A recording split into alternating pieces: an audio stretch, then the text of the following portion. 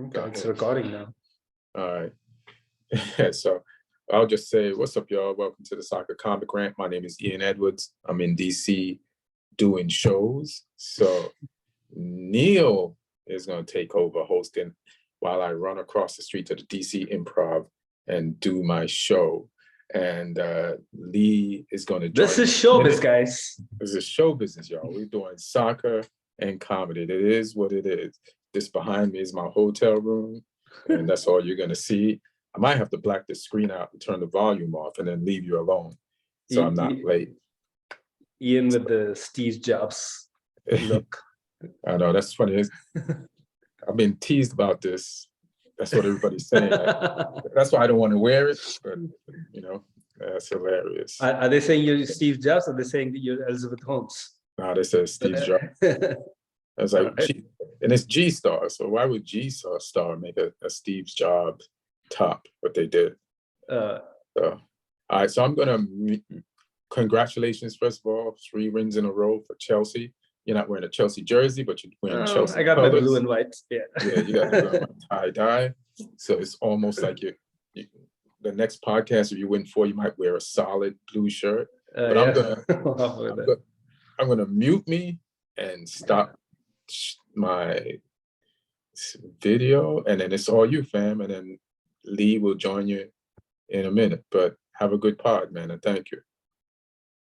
No worries. All right, I'll see you. All right, 1. I'll just do, let me see, right? Boom. Hey. So this has been quite an eventful week, right? Like some of the stuff that happened. I think we're probably gonna wait for you to come back and then talk about the United thing. But the fact that Liverpool had that 7-goal epic win over their arch rivals United, and then go ahead and lose 1-0 to Bournemouth. That's just what the Premier League shows up, right? Like that's the Barclays heritage. Like anything can happen, and that's why I know there's a lot of conversation and people like me who believe that this is the best league in the world. Sometimes there's a lot of pushback because the Premier League hasn't had the best players in the world, maybe in the last decade or so. But like you don't see these kind of results often. You don't see the bottom of the league hustling up the top of the league that much in other leagues, but it happens very frequently in the Premier League. You can't take any team for granted. So you see a mid-table team like Chelsea winning games twice in a row. That's just crazy. But yeah, we're going to talk about all of that. Lee's going to be joining in a little bit, soon. I want to talk about, just to start off, since I'm here, and hopefully Lee's going to join soon, and Ian's going to join back. But I wasn't in the last episode, so I just want to touch upon what Chelsea's been up to. Take this opportunity to talk about Chelsea a little bit. It's been a crazy turnaround. I don't want to say it's been the patient's been revived out of coma and is hale and hearty to go back home, sign those release forms. But it's a start. 3 wins in a row, 3 pretty convincing wins in terms of the actual end of the game. Although I think all 3 games could have gone either way if a few things didn't fall in our way. Like the Leeds game was a 1-0 win from a set piece scored off a defender. This team has had problems with scoring. We've already, we've known about that for a while. So to get a goal from a defender right now, it's all about results. You even saw the way Graham Potter has set out his teams. He's not trying to play Graham Potter at Brighton, free-flowing football. It's scratchy. There are definitely spells in every game where we are free-flowing, but he's gone back to what Chelsea knows best, the three at the back. We've seen that under Tuchel. We see that even under Lampard. This team does not have a Casemiro type, a Rodri type, even a Thomas Partey type. It doesn't have a Fabinho type. We don't have this specialized DM, physical holding DM, and we haven't had that for a while. I think Nemanja Matic, I don't think we've ever replaced that. Kante obviously is more of a ball-winning DM, but he's more of a... 1 second, sorry to interrupt. Could you put the link? I did. Okay, because I didn't. My bad, I didn't do it. I did that. I did that. Go. And then I guess when we turn it off, you press stop record. Yeah. And then I got it. All right, sorry, man. I'm out. 1. So Badu Yin. So yeah, this team the Chelsea team right now for the last couple of years, we haven't had this holding DM. So when you don't have a holding DM, you kind of need a little bit extra support from the center backs, and that's where the third center back makes a lot of sense. And we've started seeing Koulibaly playing that role, the middle center back, more of like the ball playing center back role that David Luiz famously used to play really well. He played that in that Conte season, and Koulibaly is playing that game, playing that role, and he's had a tough beginning to his Premier League career, but in the last couple of games, he has shown that there are glimpses of the Napoli, the quality that he showed at Napoli. He's been regarded as one of the best centre backs in Europe for a while now, and maybe he's finally showing that. Of course, it's Leeds and it's Leicester, 2 teams at the bottom, so can't read too much into it. But I think if you combine that with the Dortmund result, and in the context of how bad Chelsea has been in the past few months, it's definitely a positive change. So yeah, I was really happy about especially the Dortmund win, because I had no hope of us going through, because we were 1-0 down from the first leg. We haven't scored 2 goals in a game. I think we scored that once in the last 15 games or something bizarre like that. So just forget football, on pure arithmetic, I was not expecting us to go through. But it was a game that we controlled pretty much from start to finish, except maybe like 10 minutes in between in the first half. And a lot of free-flowing moves. Of course, we scored a few, scored an offside goal, we hit the post. You have to do that as Chelsea. That's been pretty much a modus operandi for the last few years. And then finally, the goal comes via a free-flowing move from Cucurella, Enzo, Chilwell, and then Sterling. He was actually really poor in that game till that point. And he gets a shot off. I mean, he mistimes his first shot, and luckily it still falls to him, and he gets the second shot almost like a pressure, a valve had been released. He just smashed it and goes in, get that 1-0, and then pretty soon in the second half, it's a good lead to carry into the second half. And soon enough in the second half, you get that penalty. Now, personally, we've spoken about that in the podcast a lot. I don't like such penalties being given, because I just feel like what are you expecting defenders to do?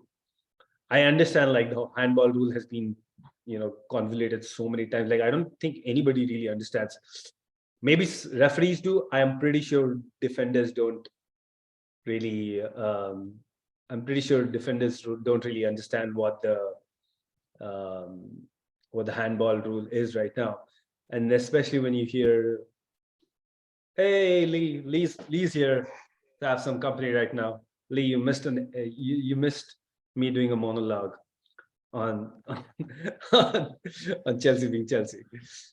But did you explain that Ian isn't here because he's been suspended by by the British government for his views. Oh, he's pulled a Gary Lineker. Oh, we pulled a Gary Lineker on him. He was actually around. He did the handoff, and he showed up his turtleneck. He's wearing a black his stage attire. Yeah. Nice. So I was just speaking about, I took this opportunity to speak because I was not on the last pod, and I don't think we did a midweek pod. So I was talking a little about the Dortmund game. So at this point, I was talking about the penalty that we got. And personally, I don't feel such handballs should be penalties because it's so close. Like, I know he moves his hand a little bit, but the ball is at such a distance, moving so fast. I don't know how you can just say that was a deliberate act. Yeah, I think you could tell on the super slow-mo replay, you could tell by how much his arm wobbled that it wasn't intentional. Because if it's intentional, the arm's a bit more stiff and like moving towards it. But like, that sort of range, you can't really. But I also feel like with such handballs, if you're trying to guess speed and momentum, why are we looking at it in slow-mo? Like the hands are not moving in slow-mo. Like, like you can obviously, if you slow-mo it 100 times, everything looks like a deliberate act.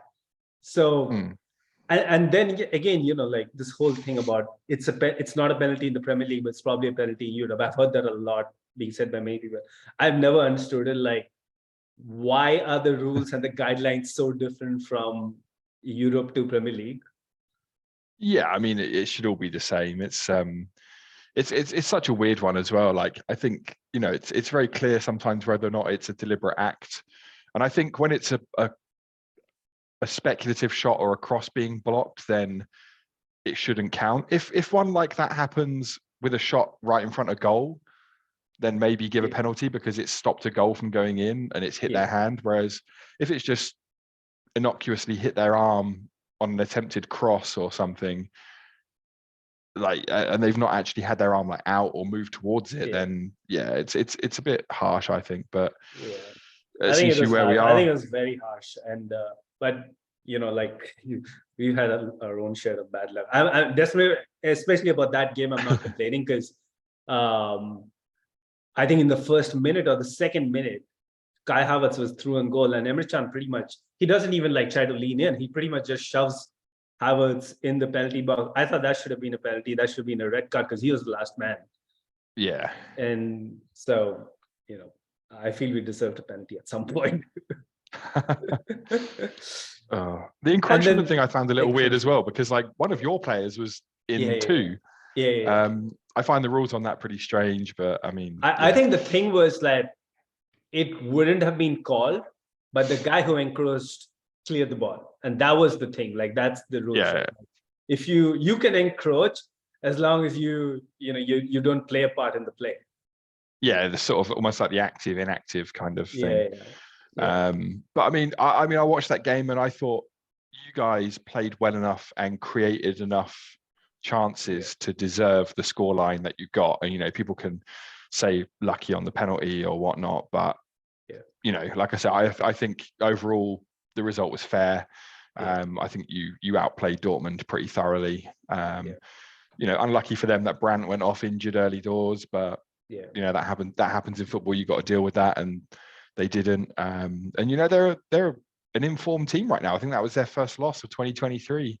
11 wins in a row, and then this is the first time you guys have scored more than one in a game in 2023. And obviously you took that into this weekend. I don't know if you want to just roll it into talking about your game this weekend.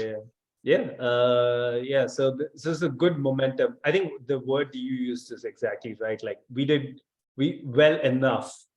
I don't think the script on this team on Potter has changed completely, but we are incrementally doing better. And sometimes a lot of these losses and draws that we've seen in the last month or so have been because we've been on the other side of a very fine line, and now we're just about on the other side of that fine line. So it's not been a huge change. It's just those nil-nils are carrying on to 1-0, or 1-1's carrying on to 2-1. So And that's pretty much what happened against Leicester. Like, I think that was pretty chaotic. Like, we didn't have any control in my mind, especially against a team like Leicester, who is, no matter how many troubles they have, they always seem to have a very solid midfield. And we were getting overrun in midfield for the first half. And I think the fact that we play with a two-man midfield now with the third centre-back, because of the third centre-back, I think that plays a little bit of a role. But, we got the second goal, like we went 2-1 up right before the halftime. And that was completely against the run of play. Leicester had scored just before that. And that was a great goal from Patson Daka. And I don't know what João Felix was trying to do, trying to play playing circles in and pretty close to our own box. And that was a great strike. But the fact that we got that goal meant that we could actually, just on the scoreline, on the basis of the scoreline, we could control the game a little bit more. And part of this great thing where he just takes Felix off and puts in Conor Gallagher. And there's this been in Chelsea circles, people are talking about it, like how Mourinho used to get Mikel on. And you just know that the game's getting shut off at that point. So he's kind of using Conor Gallagher as that attack dog, like, just shut everything down, create a little bit of chaos. Yeah, he made a pretty vital goal line clearance for you guys as well. Because Leicester, 3-1 looks fairly convincing, but I watched the game back and Leicester had chances. They tried to get at you guys, and obviously, like you say, Daka scored a really good goal. He really put his foot through that finish, but yeah, Felix definitely could have done better. He kind of gifted that to them. But they've got those players. There was one, I think the ball got cut back to Dewsbury Hall, where he got headed back to him and he couldn't connect properly. He kind of scuffed his finish. So it was a good game. I thought it was an entertaining game to watch as a neutral. Maybe not if you're a Chelsea fan, because you had some nervous moments. But you guys took your goals well. Felix was unlucky as well with one that came off the post when he dinked it over the keeper. But I really enjoyed Havertz's goal. He looked like a striker when he took that finish, even if he didn't celebrate at the time, because I think he not sure if he was onside. I think that's what's happening. Like at least, I don't know if it's happening to a lot other teams, but at least at Chelsea, we've had so many goals ruled off. We've been offside, so can't really complain a lot. But yeah, like in the first half, there was this really flowing move of Modric getting the ball in the middle of the pitch, driving with the ball, laying it up to Loftus-Cheek. Great cross comes in for Loftus-Cheek, and Felix scores again, and that's chalked off. So I think when Havertz scored, he just assumed that he's offside. The pass through to him was great though as well. The little chip ball. Yep. Love seeing that. Yeah, that was fantastic. And this is what I want to say about Enzo Fernandez. I know the fact that Jorginho's gone to Arsenal. He's had a good start to his Arsenal career, and they're flying. They're doing great. But I don't see a single Chelsea fan actually missing the fact, because it's not the exact same position. But if you look at the composition of the team and the way the lineups were before and after Jorginho, Enzo Fernandez pretty much replaced Jorginho. And, of course, like he is going to take a little while to get used to the league. But the fact remains that Jorginho, going forward, was good in controlling the tempo of the game, but in making those decisive actions. He had 5 assists for Chelsea in 5.5 seasons. Enzo's already got 2 in 2 months. So that's definitely a place where I think we've upgraded. So far that what we've seen is that we've upgraded. Yeah, no, you're right. Jorginho is definitely a controller of a game rather than sort of doing what. From what I've watched of Enzo so far, I didn't realize. I didn't really clock it in the World Cup just how good his range of passing is as well. He can get a ball out his feet and hit a diagonal pinpoint to the other side of the field. He seems to have things in his locker that Jorginho doesn't, and that's why you spent so much money on him. He does seem like an upgrade, like you say, slightly different type of player, but I think one that probably gives you a bit more in that area of the field. And Kante's coming back to fitness as well, so you've got some options in there, and let's not miss out Kovacic's goal as well, because he took that expertly. That was such a good finish. Bicycle kick. Yeah. I was like, because when the ball went in, I was wondering for a moment, like, who hit it? Because it didn't seem any of the usual suspects, and you never expect Kovacic. Kovacic has his one really brilliant goal per season, so that was that goal for this season. I remember, like, he scored that goal against Liverpool last season, which is like, from almost at the top of the box. So yeah, it was expertly taken. I think Kovacic also has had a pretty poor season before this last few games. He's also been injured, but funnily enough, he's now the captain, because Jorginho is not here anymore. Aspilicueta doesn't start. Silva is injured, so Kovacic has been taking the armband last couple of games, and he's proving that he's playing like he has the armband. Yeah, and you saw it at the World Cup with Croatia. He's capable of being a leader. Yeah. He's full of experience as well. He's played at Real Madrid. He's played in the Premier League now for a while. So yeah, there's not any reason why you can't count on him in that role to be that sort of player for you. And I mean, how many seasons is this? His third season with you guys? It's his fourth season. So that's fourth season. Actually, it's his fifth season, but his first season he was on loan with us. Okay. On loan in that Sarri season, then the Lampard season, Tuchel season, fourth, then Tuchel. Yeah, this is his fifth season, but he's entering this next couple of months is going to be critical, because he's entering into his last year of contract, and he's above the age of 30. Typically, you don't give out a lot of long contracts to people above the age of 30. I don't know if that's a policy that's changed under the new owners. So it will be interesting to see what happens, because I'm sure there's going to be people wanting to get him if we do put him on the market. Similar conversation with Mason Mount. Obviously, he's far younger and his fee will be higher. But there's a lot of rumblings that apparently things are not going well with those contract negotiations. So there's a good chance he leaves. Yeah, I've seen him linked with Liverpool and United as well at the moment. So it's crazy. I just can't imagine us contemplating letting Mason Mount leave. But you just don't know, as a fan, you just don't know how these contract negotiations work, and what are people weighing up with what. So I feel it'll be really short-sighted. I know he's had a poor season, but which Chelsea player this season has had a good season? So I think it'll be really short-sighted if we sell him.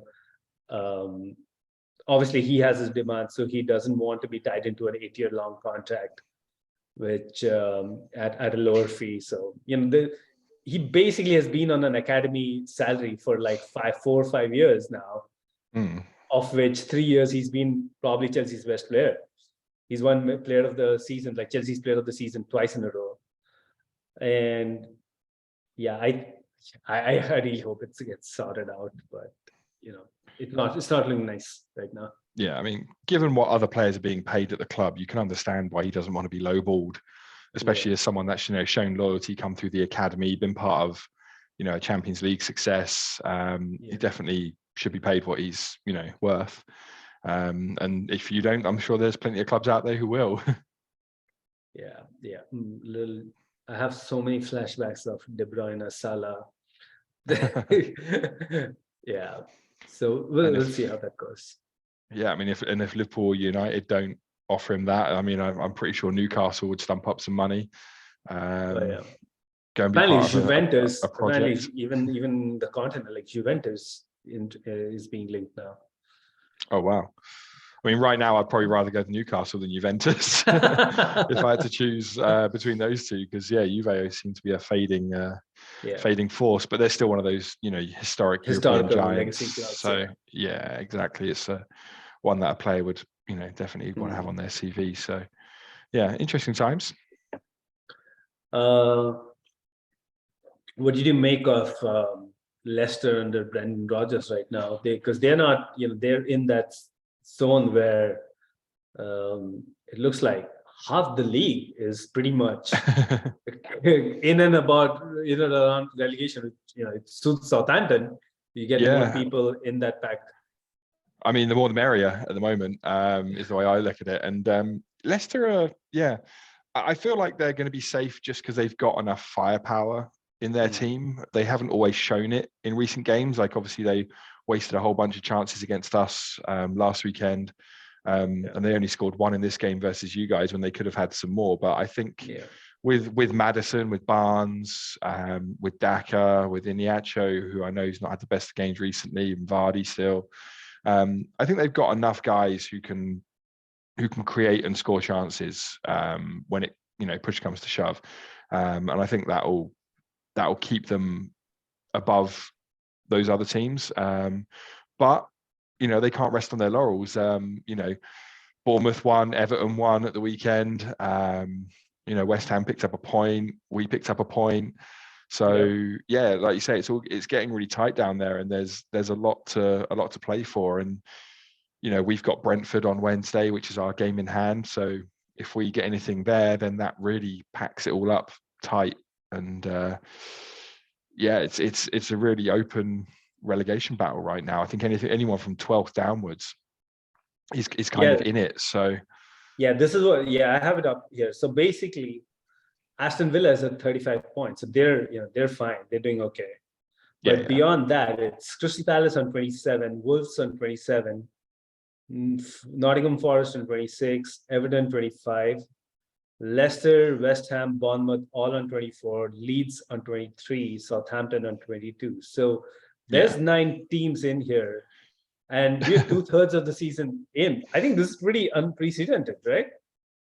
I think so. Yeah, to get to this stage of the season and there be that many teams in it is pretty crazy. And no one, obviously, we're bottom right now, but we're not completely cut adrift. I still think it's a big ask for us to stay up. But I don't know if you want to move on into our game against United now, because it seems a logical way to go into it. But I mean, I'm seeing more every game that makes me think that we've got some fight in us. Like I said, I don't know if we've got enough to stay up, because I think today really showed our lack of goal scoring ability when United went down to 10, and we had chances and we didn't take them. We had a good chance before they went down to 10 men. Theo Walcott had a header from right in the center of the box, and he headed it. He got the power there, but it was straight at De Gea, who still made a good save with his reactions, but it was kind of straight at him. And the red card, have you seen the red card incident? No, I haven't. It was one of those ones where it's like, it's probably more than a yellow, but maybe not quite a red. And the referee has a decision to make in those moments. Casemiro's come in, studs up over the top. He got like the ball, but then went over the top of the ball and into the ankle of Alcaraz. Okay. So it's one of those ones. I'm looking at it right now. Yeah, so it's one of those ones where it's like he's giving the referee a decision to make. It was one where it was a yellow card initially, and then the ref went to the VAR screen, looked at it a couple of times, and then upgraded it to a straight red. And I think it's one of those ones where you'll be upset if you're a fan of that team and that's happened, but at the end of the day, you can't tackle. I mean, like that. I think that's a red, because he got the ball, but he got the ball in a way that he should have known. Like, when you have your studs up, you're always leaving the referee a decision to make. Exactly. Yeah. I mean, it's very easy to make the case as a referee to go, well, that was reckless, that was excessive force, and in those moments, it doesn't really matter whether you got the ball or not. So, I think a little bit unlucky, because I think I don't think he's gone in trying to nail him. He's gone in trying to win the ball, but he's got his studs up. So that's where it's like you say, the referee has a decision to make in those moments, and he's going to be banned for potentially 4 games now. Because it's his second red. He got a red against Palace, a straight red against Palace, like 3 games ago. Damn. So I think it was Palace, but it's his second one in quick succession. And the FA, they sort of rolled it up and add some extra games. I need to check if United is playing us in those 4 games. I mean, for your sake, you probably hope they are, but it was a good game though. I mean, Casemiro. I got worried though when they went down to 10 men, because the last time we played against 10, we were 1-0 up against Wolves, and then threw it away and lost 2-1. But that was under Nathan Jones, so we're a different team under Ruben Selles, and we played well. United still posed a threat because they've got good players. Bruno on set pieces was putting some good deliveries in, and Rashford on the counter. He can hurt teams, so we still had to deal with some chances from them. Bruno had a great chance that Bazunu tipped onto the post, but Ward-Prowse hit the bar with a free kick. Walker-Peters hit the post with a good shot. Walcott had another good chance as well, where he forced another good save out of De Gea. So we had enough chances to win it, but I think we only had 4 shots on target, and so did they. So a draw is probably fair overall, even though we had a lot of other good chances, but we just didn't hit the target with them. So yeah, United, they coped fairly well with going down to 10 as well as you can in the circumstances. They were always in the game. They weren't really backs to the wall as such. There were little spells that we dominated, but they also had some spells with Aber on top with 10 players. So a draw is probably fair. I mean, it's useful for us. It's a point. It keeps us within a point of the team or teams above us, and every point counts at the moment. But we've got Brentford at home on Wednesday, and I've got a ticket for that. I'm sitting right behind the home dugout. Okay. I'm going to be close enough to hear the tactics. So I'm looking forward. You're to going to that. be close enough to see Ivan Toney actually fill out his betting slip. But it's one of those games where Brentford, they should be looking at beating us because they're well above us in the league, but they lost to Everton this weekend. They're beatable. It's a game that if we show up and we play like we have been recently, we could get something. So a win there would be huge, because I think that would really put us into the pack of teams that are battling rather than being sort of slightly below it. It would really, I think, give us something huge this season. And I was just looking, since Ruben Selles took over, if you count the 4 games that he's been in charge, we are 7th in the league or something after those 4 games. We've played United and Chelsea in those games and not lost. We've kept more clean sheets in those 4 games than we've kept all season,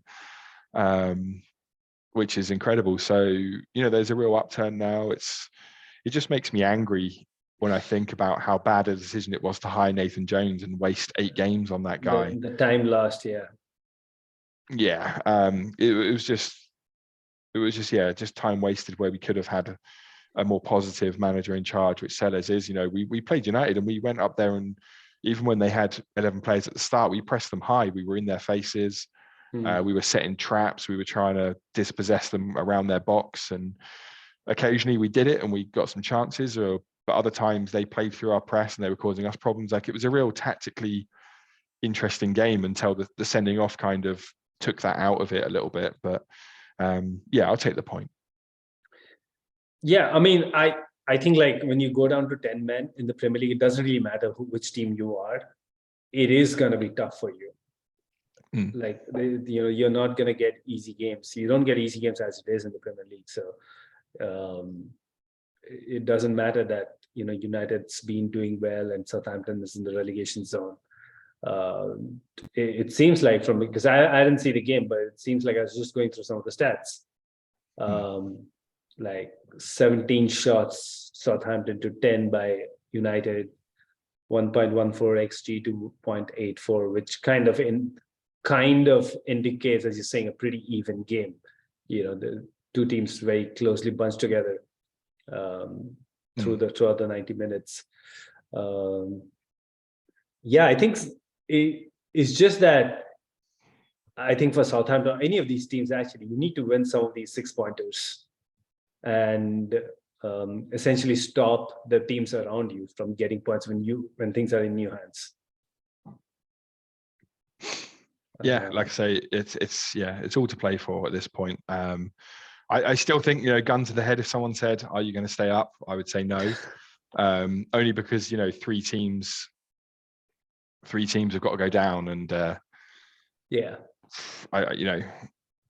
it's we're currently bottom. So next 3 games are Brentford, Tottenham, West Ham. Brentford, obviously they're having a really good season, but I mean, it's not like they can't be got at. And you're playing them at home. And Tottenham, you never know what Tottenham's going to show up these days. Yeah, I mean, they looked very good against Forest yesterday, but I mean, I've seen in other games that they can be got at. So, I mean, I hope for our sake, and I hope for my sake, not having to listen to Martin after that game, that we can play well in that one. But yeah, I mean, it is doable. I'm trying not to be. It's weird because I think a lot of the pessimism that I've got is sort of residual pessimism from the Nathan Jones era, and also how he'd played at the start of the season under Hudson. Whereas I probably should be a little bit more positive given how he'd been under Sellers, but I'm kind of not trying to get too ahead of myself because the odds are still against us at the moment. What's your assessment of, because I really like the player and I've been hearing a lot of good things about today's game from him, about Lavia? It's incredible watching him and thinking like, oh wow, that kid's 19. Yeah, because he plays like a seasoned like central midfielder.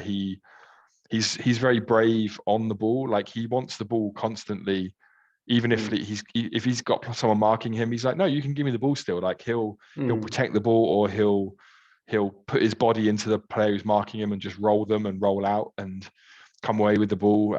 He's so confident and so calm and composed. Like I say, it's incredible that he's only 19 years old because he plays beyond his years, and you can tell he's come through a good education at City. Because like I say, I think they breed players who want the ball because that's what they need if they're going to try and get into the first team under Guardiola. But at this point, I think he's clearly too good for us. And even if we stay up, he'll be gone. Someone will come in for him. You guys will come in for him, or City will go, hold on, we'll take him back, and have him as a backup, centre midfielder or something. So they've got a buyback clause in there. So I mean, he's of course, like he's you got him from City, but he's from that Anderlecht conveyor belt, which every couple of years seems to throw out this incredible player. Yeah. And I think he's also, this managerial change probably helped him a lot, because there were some issues between him and Nathan Jones, right? Sorry, what was that? There were some issues between him and Nathan Jones. Oh, yeah. Like Nathan Jones dug him out after the Brentford away game because he subbed him during that game, and that the fans all started chanting, "You don't know what you're doing." When Jones took him off, and then afterwards Nathan Jones started ranting. That was his famous post-Brentford rant where he started talking about him being one of the best managers in Europe at Luton because of XG or something, which was a false claim anyway. But then he said he got questioned on that substitution, and he sort of said, like, was Lavia running the game? If he was, I didn't see it, kind of thing. And it's like, you can't be saying that. Like, he's trying to sort of argue with the fans, but also he's having a dig at his own player. Like, he seems way happier under Sellers. He tried to wind up your fans the other week when we beat you. When he was time when wasting. He was taking the walk. So he was happy to take the booze from the Chelsea fans then. I love seeing that, like, especially from a young kid who's not. It kind of shows your personality, right? Like you're not intimidated, you're not overawed. Yeah, exactly. He's acting like he's acting like a seasoned pro already, and that's a good sign for him. That he's able to play like that. So he's exciting. I'm going to enjoy him while he lasts. I'm going to try and watch us live a few times. I think for you, like, even from a financial point of view, like, of course I want Southampton to stay in the league, but even from a purely business point of view, I think it really helps Southampton if you stay in the league, because then you can really charge that top dollar for Lavia. Because if you get relegated, somebody's going to go get him on a discount. Yeah, that's it. The price tag comes down a little bit. So, but like I say, I'm pretty sure City will be keeping a close eye on him. He spent. Do they have a buyback or something? Yeah, they've got a clause in there because I think they've had him since he was 16. They bought him from Anderlecht. Yeah. when he was 16, and then he just turned 19. So he had a little while with them, and then came over to us. Do we know how much is that buyback? Because I'm guessing it must be pretty. I Let me think quickly. I can't remember how 45 much. million, 45 million euros. Yeah. That's Yeah, a great deal. Like if he is, because if you look at City right now, they have Rodri, obviously. But I don't think the whole Calvin Phillips thing is going anywhere. Because he was supposed to be like that, the second player to occupy that DM kind of role. Yeah. So if they cut their losses on Calvin Phillips and get Lavia back, the only thing is they'll have to make that decision pretty quick. So like if they're not ready to make that decision by this summer, that chance will be gone because somebody else will go get Lavia. I really think that this summer somebody is gonna go big on Lavia. Yeah, definitely. And then City will have to decide whether or not they want to match that bid and be part of it. But yeah, like you say, if we go down, that price definitely drops, and he'll be off one way or another because he's too good. And I just want us to get as much as we can for him, and I want to enjoy him between now and the end of the season. Like I've seen him. I think I saw him live against Man United at the start of the season. Then he was injured when I watched us against Forest. Later in the season, they're the games I've been to live, and I saw him pre-season against Watford as well. So yeah, I'm hoping I can see him in full flow against Brentford on Wednesday.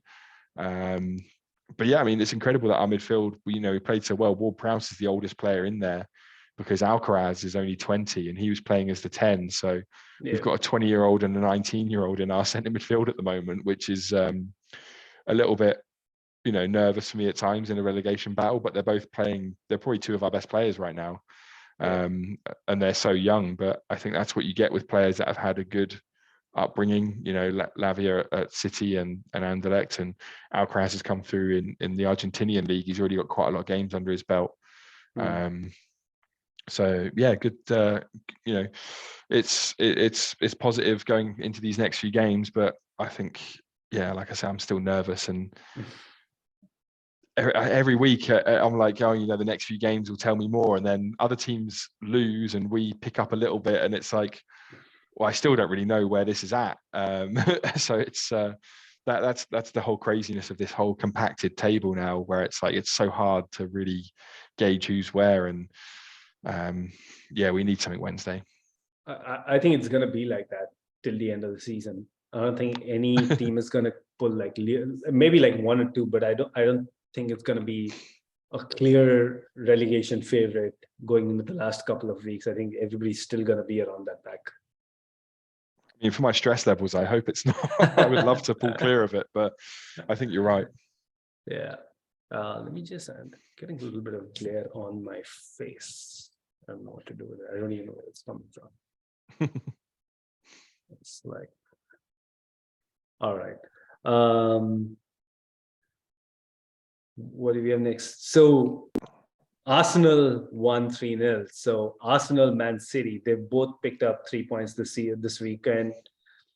And actually, Manchester City is looking the more dodgy team right now. And Arsenal is just flying. Like they could have won that game by 5-6-0. Yeah, I mean, I think finishing was the difference, because I watched the highlights from the City game and they made so many chances. Gaeta in goal for Palace played really well. He pulled off a whole bunch of saves. A friend of mine who's a Palace fan, he went to the game, and I was like, oh, the highlights made it look a little one-sided, and that City could have done more. And his reply, he went, yeah, and he was very. He's not overly happy at the moment with how Palace are doing. He wants Vieira gone because he thinks he's making bad decisions in terms of tactics and stuff. So Palace fans weren't happy, and it seemed like a fairly routine game for City, even though it took them a little while to break them down. And obviously they did it with a penalty, which isn't ideal. But yeah, they forced Gaeta into a lot of saves, and they were creating a lot of chances. So I think it was probably more comfortable than the scoreline suggested. But I mean, Arsenal today, they made it look as comfortable as it was, it seemed like, because they're clinical right now. 3 assists from Trossard is interesting. He was obviously flying at Brighton. Then it went a bit south for a few weeks and completely fell out there. And then he seems to have found his groove at Arsenal pretty quick now. And Martinelli with another goal, Odegaard as well. Everyone took their goals well in this game, and just Arsenal Odegaard's finishing has really surprised me this season, because I always viewed him as one of these midfield players who obviously his creativity is really, really nice, but I always felt like he kind of like in front of goal you can kind of tell that he's not a goal scoring midfielder. But this season maybe he already had it in his locker, he just didn't see it before. I still think his game's a little bit more about threading those passes, and he's one of those players who's very good at assisting the assist as well. Like he'll play the hockey assist guy. Exactly, he'll play the through ball that splits a defense for a winger to run onto and then square the ball for someone else to tap in or something. He's very good at that. But he took his goal so well. Like he danced through the defenders that were trying to close him down, and then a really calm finish. Arsenal fans will be glad to see Jesus come back today as well. He got some minutes, so it's looking good for Arsenal. And wondering will another wobble come before the end of the season, or are they just going to power through now? So they have I think they have a 2-point gap with a game in hand. I think they're 5 points. Oh, okay. So they've now, so they've now played the same number of games. My bad. So they have a 5-point gap. I've always looked at the Arsenal-Man City game as a game that Man City likely will win in the return leg, because they're playing at home. But now they have a little bit of a buffer where I think 5 versus 3 makes such a big difference in terms of just, mindset-wise. If Man City go into that Arsenal game knowing that they're 3 points behind, I think they're done, aren't they? I thought they'd already played each other twice. No. They played each other once. I might be wrong. And Man City won away at Emirates. I don't think they played at. I don't think they played at the Etihad. They played at the Emirates. That's so crazy. Like these are two. I thought they played each other right near the start of the season. I might be wrong. Oh, did they? Oh. Let me have a look. I'm curious now. I might have imagined it. But I thought that was them done when they played each other the other week. Oh no, hold on. 26th of April at the Etihad. Yeah, you're right. Yeah, there might have been a cup game or something. I don't know. Yeah, there was a cup game. Or I imagined it. I think it was the FA Cup. Okay. 26th of April they play each other. So that's a spicy one, because that's there's not that many games left after that. There's 5-6 games between now and then. And one of them, like Man City got to play Liverpool. Arsenal have to play. Man City's got to play Liverpool, and the rest of the games, at least on paper, they should win. Yeah, they've got you second to last game though. Which what's funny? What's funny? It looks like both Arsenal and Man City have to face Liverpool before they face each other. Like in these next 6 games, it's actually a lot of teams. So Arsenal play Liverpool, West Ham, Southampton. Man City play Liverpool, West Ham, Southampton. So out of those 6 games, 3 games are common. So, it'll be, unless there's, if any rescheduling happens later on, we don't know. But I've always felt like if the gap is 3 before they get to that game, Man City will feel like, this is their moment to like seize upon, and they are the best at doing that.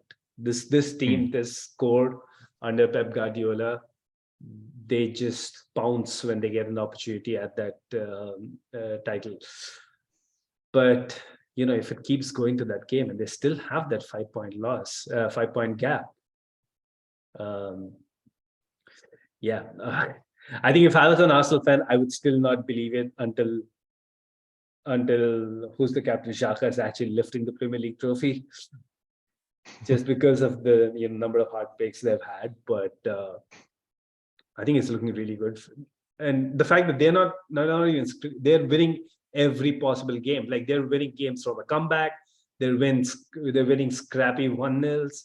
They're smashing the opposition away 3-0. So they know to win in a multiple number of ways.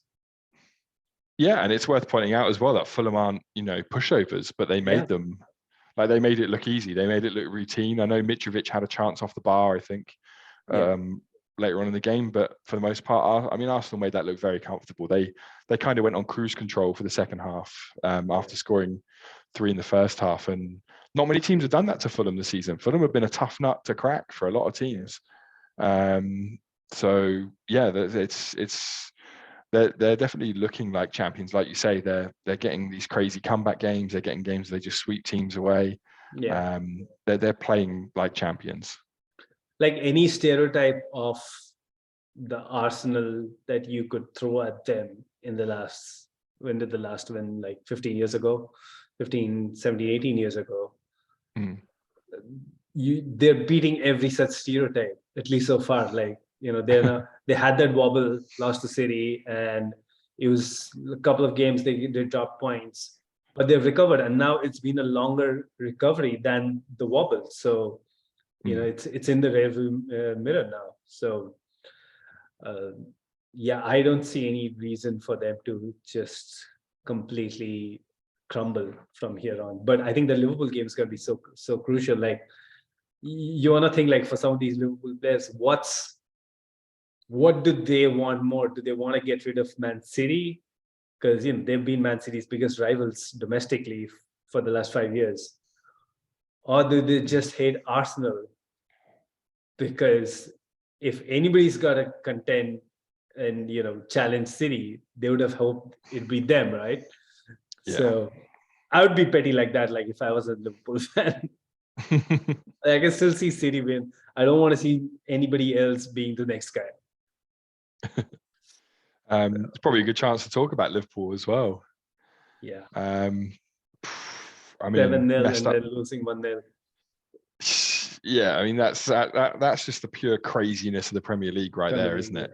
Smashing your biggest rivals 7-0 and then losing to the team that at the time were bottom of the league 1-0. That's just good. Salah, who couldn't miss last week, is now like sticking penalties 2 feet wide of the goal. It's one of those ones where you look at it and Liverpool were on top for a lot of that game. They were creating chances, but Bournemouth defended well, keeper played well, finishing was off from Liverpool, and there was just chances where that Bournemouth could have had other ones. Where I think there was one where Alexander-Arnold was really sloppy and they almost got in, and Guattara, the Ivorian guy they've signed, he went round the keeper and put it in the side netting, and he did well with the assist though on the goal. Billing just seemed to be there in the box like he was last week against Arsenal and popped up with another goal. And I was pretty unhappy with that game for 2 reasons. One, because it took Bournemouth off the bottom of the league and went above us, and also I had Salah and Robertson in my fantasy team, and between them they got 2 points total between the two of them because they didn't keep a clean sheet and Salah missed a penalty, so he got deducted a bunch of points. Just poor from Liverpool all round, and that must be really frustrating being a Liverpool fan, watching it go from the game against United to that. And that's been their problem all season. Like, you keep thinking, especially after last week, I thought, because they won a couple of games before United, and then obviously they did that, I thought, oh, Liverpool are back. They're back. They looked world class in that game. They had players that were confident. They had players that were clinical. And then back to this game, it's like, oh no, this is wobbly Liverpool again in the space of a week. Yeah, and there were chances. Like, you're talking about the Bournemouth chances. I feel like every time they were putting the ball in behind, there was a chance. Liverpool, obviously, they persist with that high line, and with good reason. Like, when you have Van Dijk and Konate, they have shown that they can deal with the high line really well. But it almost feels like the moment they're a little off their pace, like if they're a little bit, not playing at their absolute best, that's like just waiting to be got at. Bournemouth had so many chances. They were just essentially just lobbing the ball in and hoping somebody's going to get to it, and somebody was getting to it almost all the time. So, and I don't think that's something that Klopp, even if he wants, can fix in the middle of a season, because that's the way this team has been trained to play. Even like the new recruits have been trained to play. That's pretty much built into their DNA at this point. So I think it's interesting that Salah, he obviously takes every penalty, right? And he's one of the most sure, you can bank it, his penalties. But I don't really think they have another penalty taker. So it's not like if he's in bad form, because his form this season has been a little up and down. He's got a lot of goals, but he's also had a lot of games where he's not played up to the level you expect from Salah. Usually, like in a lot of teams, when that happens, somebody else for a while at least takes penalties. But I don't think at Liverpool they even have like a second player. Maybe Milner. Yeah, I mean, I don't know if he was on the field at the time. Yeah. But yeah, not a good one for them. Yeah. So and the funny thing is, like Liverpool, like if you go back like 5 or 6 games back, they were almost where we were on the league when we played them, and this is like 5 games back. But they went on this run, like I think they had 4 wins and 1 draw, and they were essentially all ready to knock Tottenham out of that 4th spot. And then this happens. So now there's a little, and Tottenham wins. We should probably talk about that. So now again, there's a little bit of a gap growing. So even in the top 4 race, I think things are going to go down to the line, because I don't think Liverpool, even though they've had that loss, I think they're still going to like put together wins. It's not like Spurs are extremely consistent either. So yeah, it's going to be interesting to see what happens in that top 4 race. Absolutely, yeah.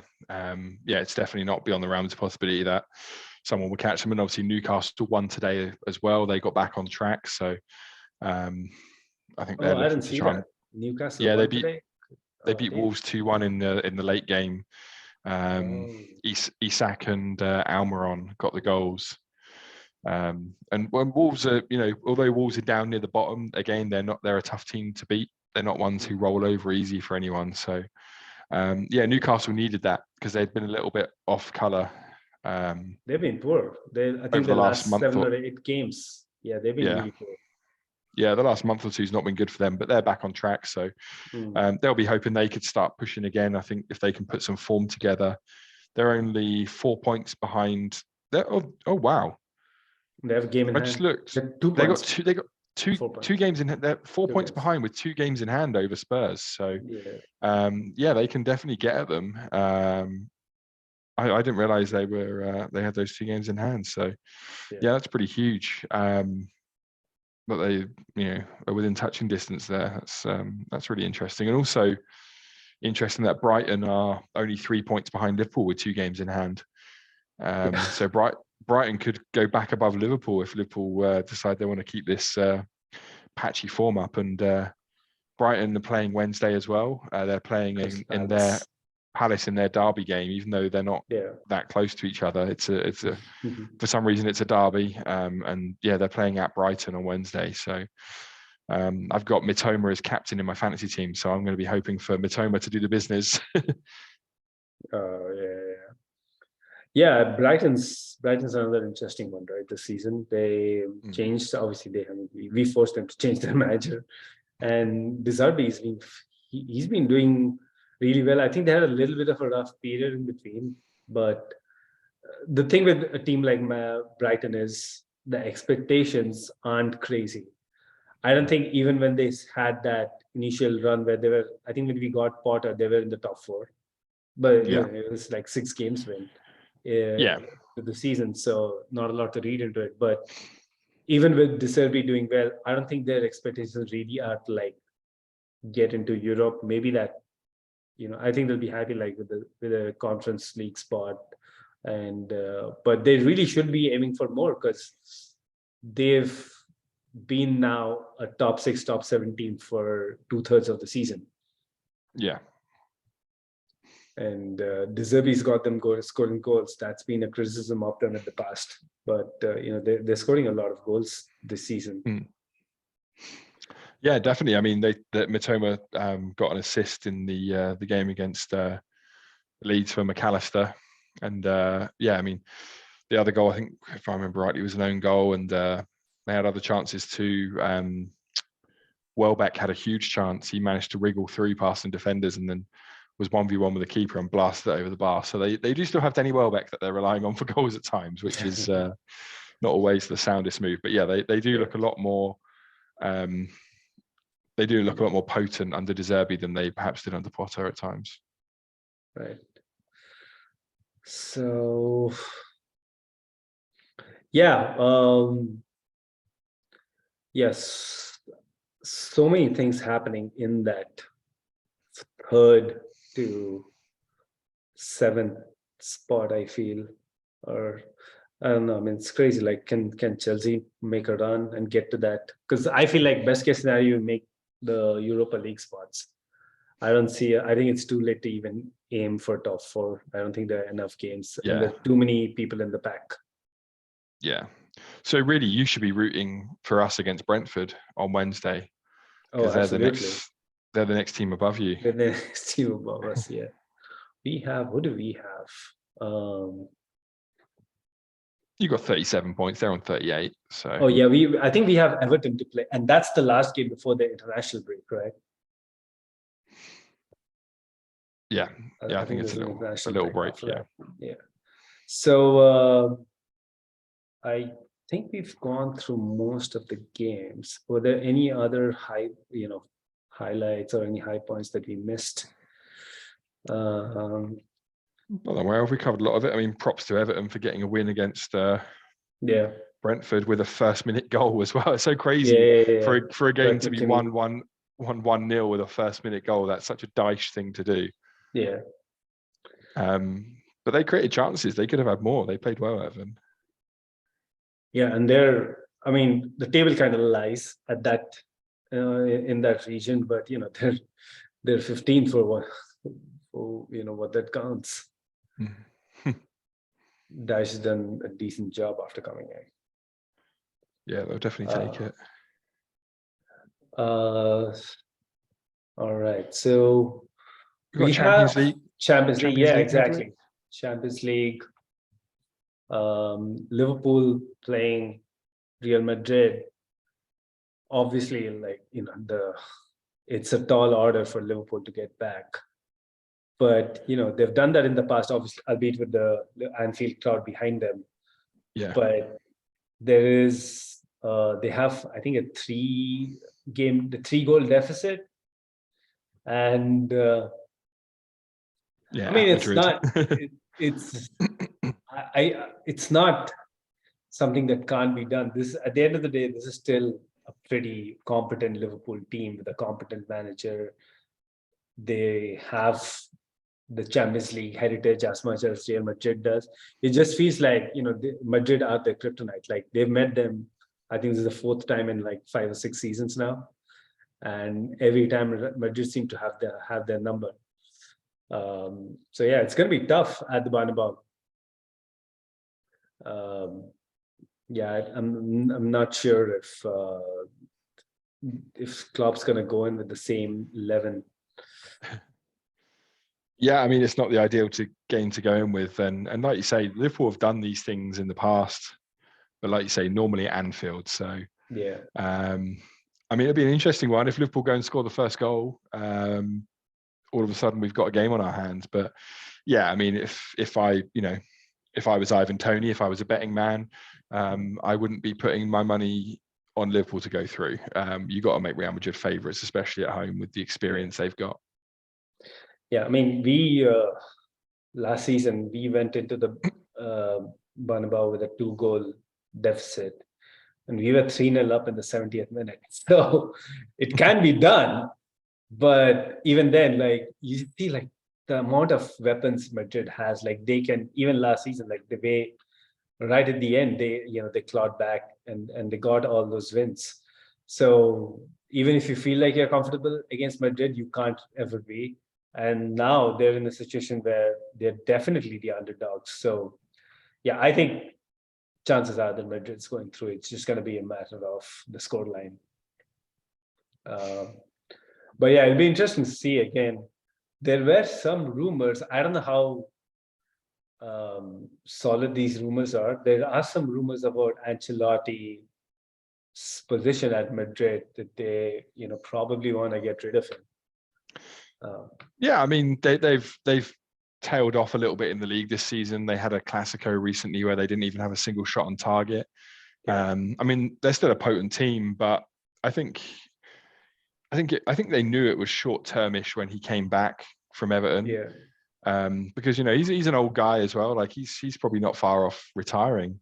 And he came back and won a Champions League, so he achieved the pinnacle again with them. So it's probably wouldn't be a bad time for him. He probably should have walked away at the end of last season, but it's hard when you're managing a giant team like that. I can imagine. But yeah, it'd be interesting to see who goes in there next. There's rumors that Vinicius Junior might be leaving because his contract expires in 2024 and he's not signed a new one yet. Whether or not this is all smoke and mirrors to try and force a higher deal, but apparently they've tried negotiating with him and he's not signed anything yet, so he could be available in 2024. I could see a Madrid, I could see a Mbappe Vinicius Junior swap happening if that's the case. Because maybe we know for a fact that Mbappe wants to go to Madrid. We also know for a fact that Mbappe, PSG would not want to let Mbappe go to Madrid. Like that was the whole thing last time, right? Like they don't want to lose him to Madrid, and they somehow managed to, make that happen once. But I'm not sure if they can make that happen once more. So if Madrid have to, give something as an offering almost in return, Vinicius is probably, there's one of those top 5 forwards in the world right now. Yeah, I certainly don't think PSG would turn him down if Mbappe wanted the move and was trying to force his way out. Then it's certainly a good way of softening that blow. But one that maybe be interesting. I mean, there's rumors he might go back to Spurs, but Pochettino's been linked with the Real Madrid job before. Because of his Espanyol links in La Liga. He said he'd never manage Barcelona. So that's such a stupid thing to say. Like you're trying to make a career out of being a manager, and you're just gonna at the beginning of your career say you're not gonna manage Barcelona for Espanyol. Are they even in the first league anymore, first division anymore? Yeah, they are. They're in La Liga. But it's like, it's not really, they're city rivals, but not really sporting rivals on the same level. So, and you're not from Espanyol, you're an Argentinian. It's not like you're born and bred in the confines of the city, Yeah, although I guess he was a player and a manager for Espanyol, so he's got quite a tight. He's been he was a long-standing player. Yeah, so I guess he's got quite a tight bond, but it can't be that tight because I remember when he took over as Southampton manager, he took us pre-season to Barcelona for a training camp, and some of that camp was spent at Barcelona's training ground. So he must have some sort of working relationship with them. We did also spend some of it at Espanyol's old stadium, the old Olympic Stadium. In Barcelona, which is pretty stunning. I've been there before. They've since built a new stadium, Espanyol, for themselves, and the Olympic Stadium is back to being just an athletic stadium. But that was pretty interesting. But he's used that stadium before and used Barcelona's training ground. So who knows? But Man City Leipzig is the other one involving a British team, and I think, City at home, you'd expect it to be routine, but Leipzig can spring a surprise. You never know. It's still 1-1. They both teams start level, so and it's 90 or 120 minutes. Like it's not, you're not trying to go toe to toe with the Madrid over with Man City over a 2-leg anymore. It's just that one game right now. So I think anything can happen. Yeah, absolutely. And maybe Nkunku wants to go out with a bang, or Werner wants to prove a point to British football fans who cruelly wrote him off. I think it might be the last season there for Gvardiol, because he's got a lot of teams around Europe looking at him as well. So yeah, I think there's plenty of Leipzig players that are going to be motivated to do well in that game and continue their journey if they can. I think Arsenal fans would be looking at this game with a lot of interest, because you'd imagine if City gets knocked out, then they're like, all guns blazing there's no distractions. There's Sole no focus. game weeks. Yeah, there's no game weeks lost Champions League. Yeah. I think if you gave City fans or Guardiola the choice, though, Champions League or Premier League, I think they'd go Champions League at this point. Yeah, that's true. But knowing Guardiola, I think he hates losing any of these. Like, you see how seriously he takes even a Carabao Cup game. That's just crazy. Like, I've never seen that mentality. He's like, I'll buy 40 players, so I know that even my C team is good enough. Porto Inter have a slight, 1-0 lead, but the second leg is at Porto. And Porto are a really strong team at home for sure. So that would be, Inter can be fragile. They're not having the most consistent of seasons. That'll be interesting, because I wonder if Lukaku, I know he played the last game. He came off the bench, but I wonder if he's fully fit now. That'd be again, the game where a lot of people with a lot of points to prove. Inter, I mean, they're not going to win the Serie A this season, so this is their chance to make something out of the season. And you'd expect a team like Inter with their recent exploits to take this opportunity to get into the Champions League. Last year, they would have seen Milan make it through. You don't want, as an Inter Milan player or manager, you don't want AC Milan to be in the last eight and you not to be. That'd be crazy. I really hope Inter Milan gets it through and we have a Milan derby for the Champions League quarterfinal.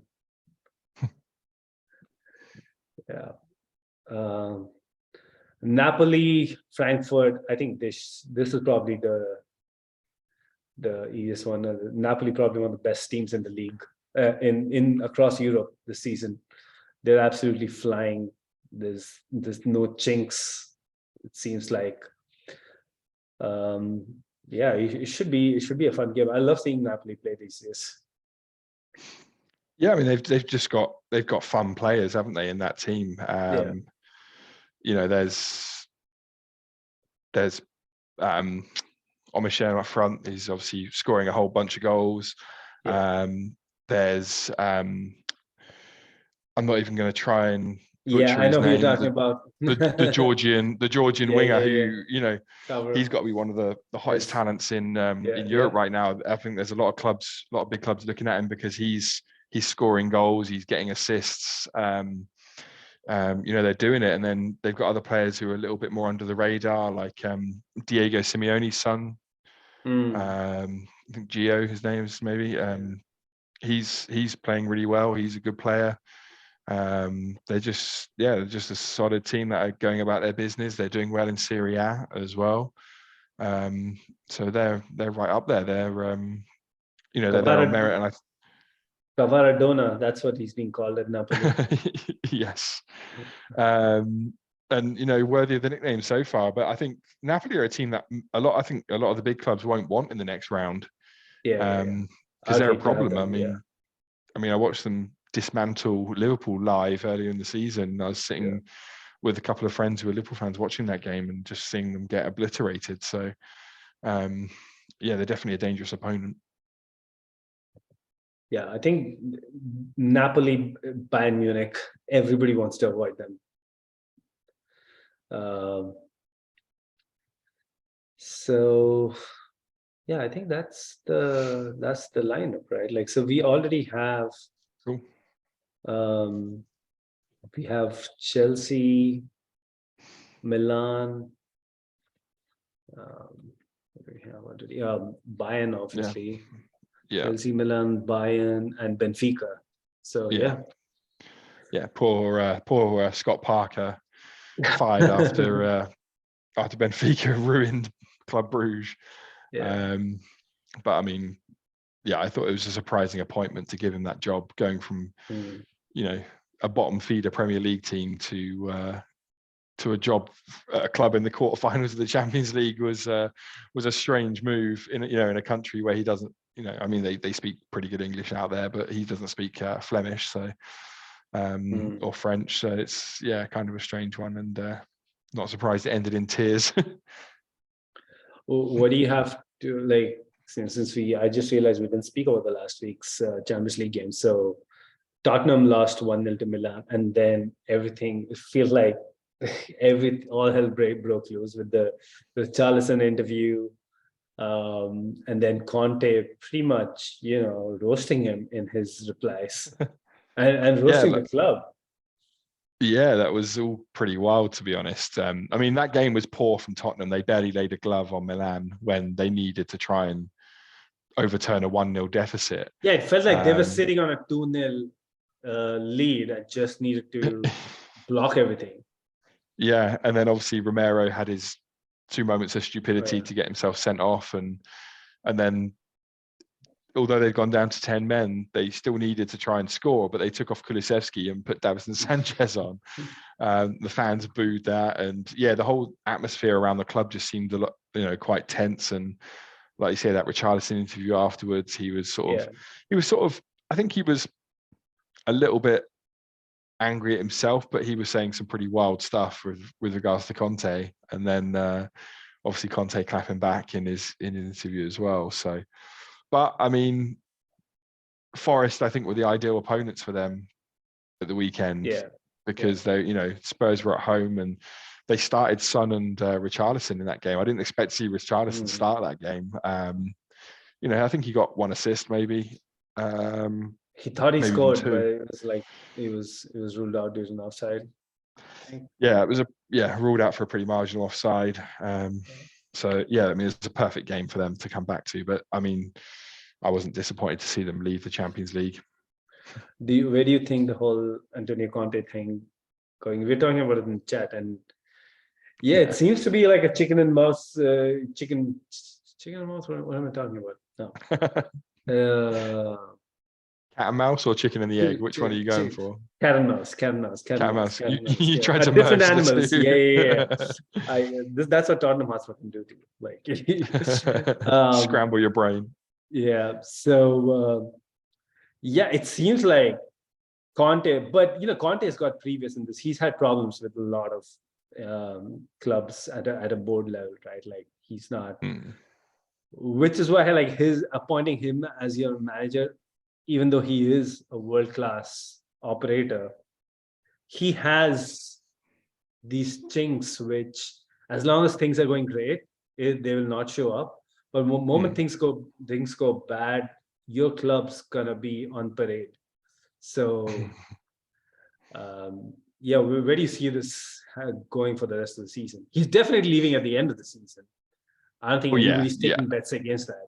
But I can't see him staying beyond that point. I think obviously whether he goes any sooner depends on results. The Forest game has probably calmed things down a little bit, because things, like I say, seem very tense after the Milan game. If they lost to Forest, I could have seen him maybe even going then.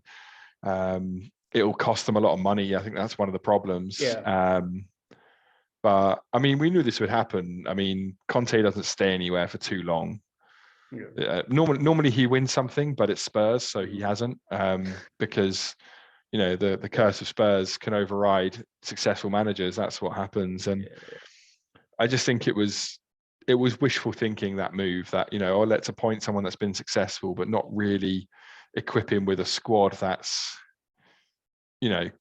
covered in every area, kind of thing. Like, I know when he went to Inter, they weren't probably the favourites to win the league, but they had a fairly good squad still, and they're a team that has won the league before. They've got some winning pedigree, whereas Spurs was probably the most ambitious project he's taken on in a long time, and he's realised why they've not won anything for years, and he's now part of that history of failure at Tottenham, which he's joining a very illustrious list of other managers. And he practically went out, and all these things that we just spoke about, and a lot of rival fans use that to beat Tottenham with a stick, right? He pretty much went ahead and just said, yeah, this is, you guys are all right.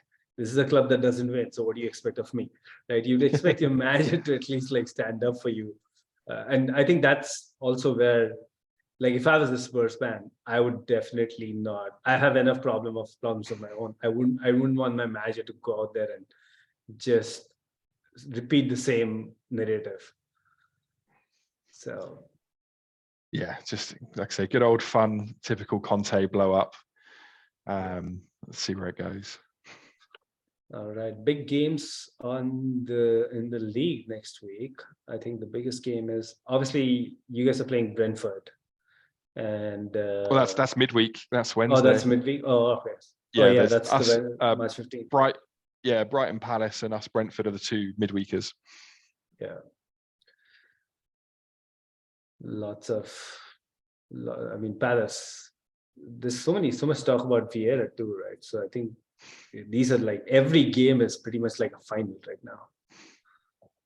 Yeah, there's a lot of tension at a lot of clubs at the moment. Yeah. So I was just looking at the itinerary. So Nottingham plays Newcastle, Villa plays Bournemouth, Brentford, Leicester, Liverpool, Fulham, Southampton, Tottenham. Oh, you play Tottenham next Saturday. Yeah. Wolves, Leeds, Chelsea, Everton. So there's no Arsenal, Palace, Brighton, United, City, West Ham. So there's no marquee game.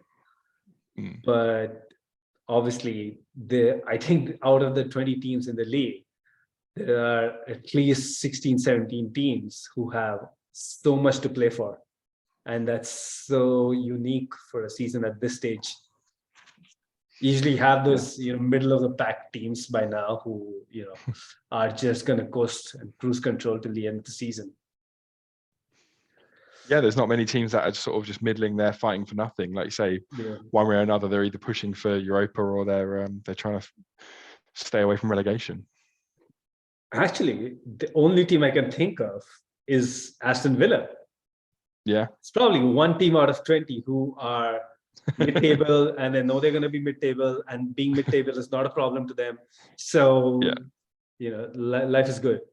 Everybody else, Chelsea's pushing, Brentford, Fulham. I would ideally think it's fine for them to be where they are, but when you've come to this far in the season, and you see you're practically tied for 6th to 7th, even though the table might say you're 8th or 9th right now.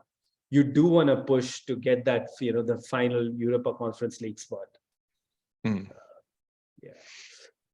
So, all right. I think we covered it all pretty much. Ian's probably still on stage. I don't hear from him. Do I hear from him on the? Yeah, no. I don't think he's coming back. So yeah, we're gonna end here, and hopefully be back midweek with a whole round of Champions League roundups. And Lee, you're going to be at the game, right, on Wednesday? Yep. I'm going to be at Southampton, Brentford, so I'll have a report from the field. Although I don't know if I'll be on Thursday. It would depend what time, because I'm in Barcelona from Thursday for a few days. Are you going to go Pochettino? So I'm flying out Thursday morning. We're doing a roast battle show in Barcelona, because there's a roast battle scene in English in Barcelona, and we're doing Barcelona versus London. We're doing their four best battlers against our four best. None of them are Spanish or even Catalonian. They're battlers. They're all expats. From one's American, one's English, one's Scottish. It's all over the place. But we're doing that Thursday. I'm doing a show out there on the Friday. Oh, And then I'm cool. flying back on the Saturday, which is a day before El Clasico in the league on Sunday. Oh, damn. I've got to be back for shows that Yeah. I've got some stuff I need to be back for. Also, if I tried to stay in Barcelona for El Clasico, the hotel prices would have gone through the roof. Game tickets would have been way out of my price range. Yeah. You know, I mean, when I was in LA, I was only watching the Clippers, not the Lakers. So that tells you about my ticket budget. It's probably a better game. It wasn't bad. Yeah. But yeah, so I'll be leaving town just before that game. But you know, I might, depending on how much free time I've got, I might try and go and do I've done it before, but I might try and do another stadium tour of the Camp Nou, or something. It's pretty stunning there. But no, I'm looking forward to enjoying the city. But yeah, I'll figure out, depending on what time my stuff out there is, as to whether I can jump on and join the podcast and give you a field report from the game on Thursday. Awesome. Yeah, we look forward to that. And yeah, good luck for Barcelona. Hope London wins. All right, guys. That's that for the podcast. We'll see you guys next time. Cheers, everyone. Yes.